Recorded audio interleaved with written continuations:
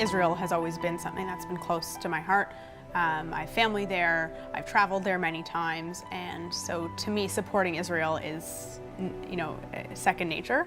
And so for me it was finding the organization that's doing it the way that I'm passionate about Israel, and that's doing it in a way that really connects with me. And so that's what I found with JNF. When you speak to people about JNF, they've heard about the blue box, or tzedakah box. They know about trees. Now they know a lot more about water. Everybody says, yeah, we know what JNF does. You're the tree and water people. I said, yeah, we are. So you know a little bit about us. What JNF actually does in Israel, it's certainly a big stretch from just planting trees. It's much more. Ask yourself, where would Israel be without JNF? Without JNF, Israel simply wouldn't exist. When JNF was founded in 1901, its most important role was to acquire, by purchasing land, in the land of Israel for Jewish settlement. When you see the bike trails, you will see that JNF participated in it. When you see security roads and the trees there as barriers, you know that JNF has been there. The dams that are built, the roads that are built, the communities. The cities have grown remarkably. Absolutely remarkably. The infrastructure, that's what JNF is all about. It's also a vibrant economy that contributes to the worldwide economy. What's being discovered there almost on a weekly basis, and it's disseminated around the world to make people's lives better. And supports different programs and supports different initiatives to support community and growth and safety and the environment. The JNF really helped build the country. Even to this day, 64 years later, we are still building Israel. And now we take it further. As far as the evolution of JNF is concerned, we need to continue to support that initiative. We need to have a Jewish state that survives and is vibrant in the future. Our generation really has a commitment to Israel and a commitment to long-term growth of Israel. For everybody who wants to ever go there and see it, we need a Jewish state to exist in the future. We all have a sort of obligation, I guess, as young people to commit to the land and commit to Israel as our home.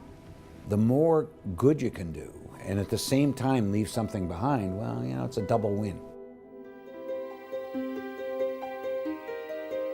The Fred and Linda Wax Botanical Garden is going to be such a great project in Akko. It's certainly a city that needs help. The rebuilding of the city and taking it out of the poverty cycle and help enshrining growth and the redevelopment of the downtown, the redevelopment of the seaside. It's going to be educational, it's going to create jobs, not just in building it, but in looking after it.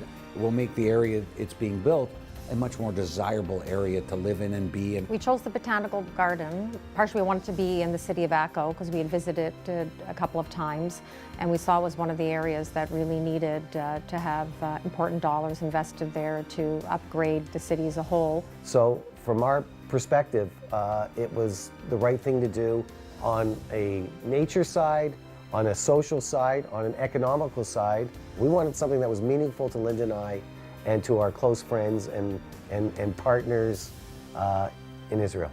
The beautiful thing about this is that it's not just for the Jewish Israelis, but it's also for all Israelis to enjoy. Fred is so passionate and so committed to this project, and it does leave a legacy not just for his children and for our children, it's basically for the population. In Freddie, there's this very strong Zionist feeling.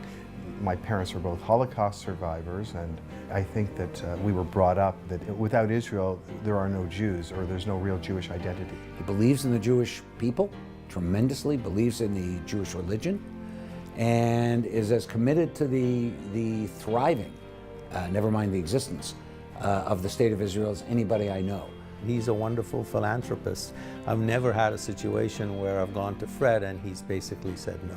There are those who give their time, there are those who give their money, there are those who give their time and money. That's Freddie. I love the way he puts himself out there.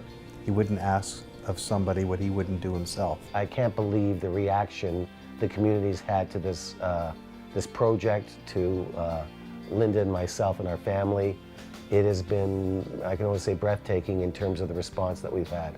I'm deeply touched by what I've seen. And I have to end off by saying how incredibly proud we are as a family, and how exceptional I think he is. And what he's done is just, it brings me to tears, honestly. And I think of my parents, how they would have loved the attention and the love he's getting and deserves. I know one of the secrets. The secret is that Freddie couldn't do 90% of what he does if Linda Wax was not there to stand beside him, stand behind him, stand in front of him, if need be. And Linda, I'm sure you're shepping nachas even more than me tonight, and you also deserve to get it and to enjoy the evening, because without you, this wouldn't have happened. Congratulations, Fred and Linda. This is an absolute amazing event, and I am so passionate about it. You're most deserving honoree. You are a stalwart Jewish citizen. You have become a wonderful philanthropist in our community.